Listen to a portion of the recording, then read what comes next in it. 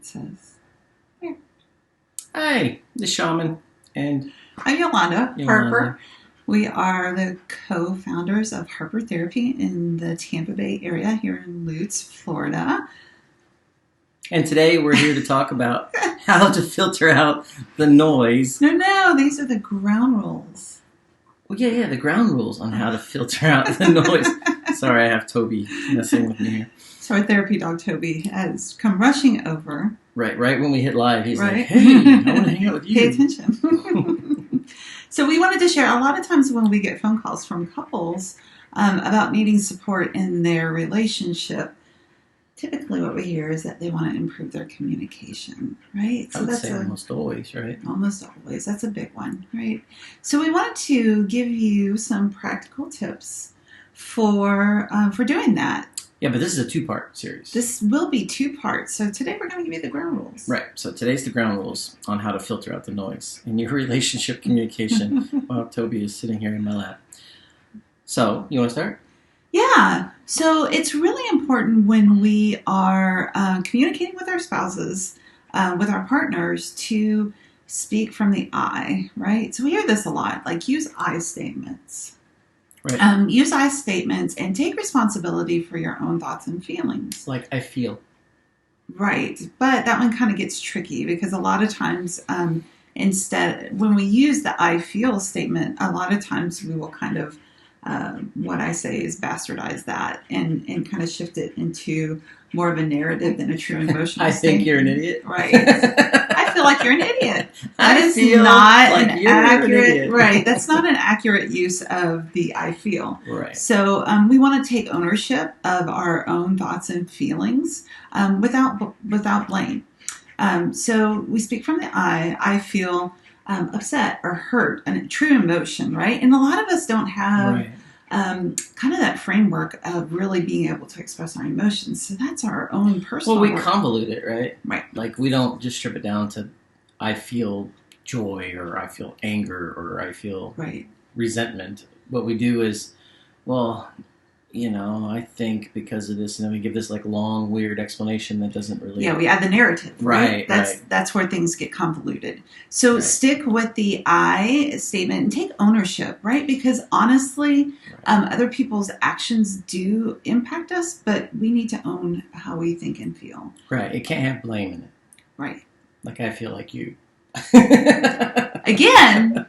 That is why we can use support from an outsider in our communication skills with our partners, because that is typically kind of the communication pattern that we get into, right? And then it shifts into this blame game where we go back and forth, blaming and offloading emotion, right? Not taking ownership of our emotion. It still comes out sideways. Right, and then the next thing we do on top of that is we say, you always, right? Like, we don't take one single event. You're always like this. You always do that. You always... Very few things are always or never. Right, but we speak that way. We do.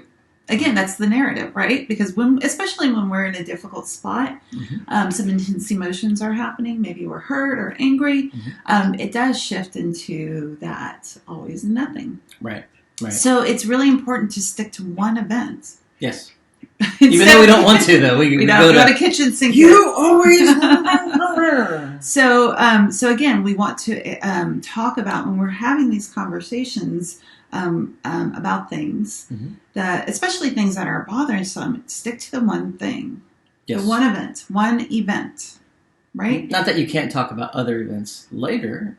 But, that's a different conversation. That's a different conversation. That's a whole different set of... One event. The next thing is another conversation. So focus on behavior. Yeah. And not attitude or character or... So here's the thing. What would a video camera record? Right. Like, what are those facts you see? When you came in, you had such a bad attitude. Right. Well, I thought I was in a great attitude. Right. So again, that's the story. That's our own narrative about the experience. So what can we observe? When you came in, you put your things down pretty abruptly. You went straight to the bedroom, right? You didn't come out for an hour, right? Those are observable things that if there were a video camera or if there were a reporter giving a news report. Those would be the actions. Sure, the facts. The facts, right. Just the facts. Nothing that you're kind of telling yourself or making up. Yeah, because again, we get really caught up in that story, that narrative. Right, and that narrative kind of controls everything. The narrative is where things go off the rails, guys. We speak from personal experience. Right. I feel that everything's falling apart because you. Right. Yeah. And it makes for a more thoughtful conversation, right? Right. And sometimes we need to take a break before we can have these conversations. But, that this helps set us up for more success in having these conversations with each other, right? Yep. The last step is to really think through, and this is where we think things through before we have the conversation with our partner. Mm-hmm. Again, sets us up for better success. But we don't like to do that. We usually don't do that. We like to offload. We do offload. But when we say offload, it means we offload emotions when we experience an intense emotion, but don't deal with it. Right. Right? Right. If we don't kind of sit with and deal with what the emotion is, it still comes out. It just comes out sideways. It comes out in ways that are not helpful. Right. So this is a process of working through some of that, so that when you come to your partner, you're pretty clear about what's going on and what you need. So that is the last step, is to give some feedback about clear, achievable behavior. Right. That will help. Right. Something that's actually actionable and not like so random. You just need to be nicer to me. Right. Because that's not really. What does that mean? Yeah, that doesn't mean anything.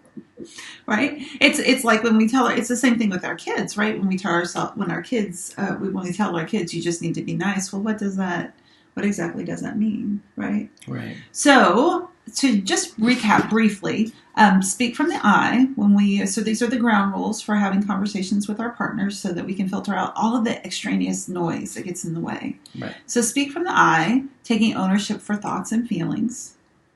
Stick to one incident. One thing. Yep. One thing. Focus on behavior, not attitude or character. What would a reporter report on, or what would a videotape capture? Right. And then offer clear, achievable goals that are like really actionable, not just vague. Right. Yeah. Vague's a good word. Vague. So these are the ground rules. Right. And we will be coming back in another blog for the rest of the steps to filter out the noise in communication in our relationships. But just this information gives us a greater understanding of why communication is so difficult. Why it gets so screwed up. Right? Why it just goes sideways sometimes. Yeah. So if you and your partner could use some assistance, some support. Well, it's like the two realities, right? Like there's my reality, there's your reality. Your reality's obviously wrong, mine's right. That's what we think. Right. Well, we do. Right. Okay. Sorry, although you were back to right. If you need some support, right? Right. So again, it's helping us to understand that a lot of the old ways of doing relationship have changed over years. Like the dynamics of society and relationships. It's our relationships these days are more than just functional, right? It's more than just getting married and having kids so that they can raise crops on the farm, right? Now the rules of engagement are a little bit different. Raise crops on the farm. Well, again, when marriages and relationships, when we first started doing that thing as a society. Back when we got married. Right. And you raise crops on the farm. Sorry. So we are creating new dynamics for relationships that will set us up for success. So you and your partner could use some help with that. Maybe we need to book an appointment too. So raise crops on the farm. Stop. Give us a call. And we can help you with these ground rules and beyond. Otherwise, have a good can laugh with your partner. That's good. That's good foundation for relationship communication. It is very good for your relationship. All right, guys. Have a great night.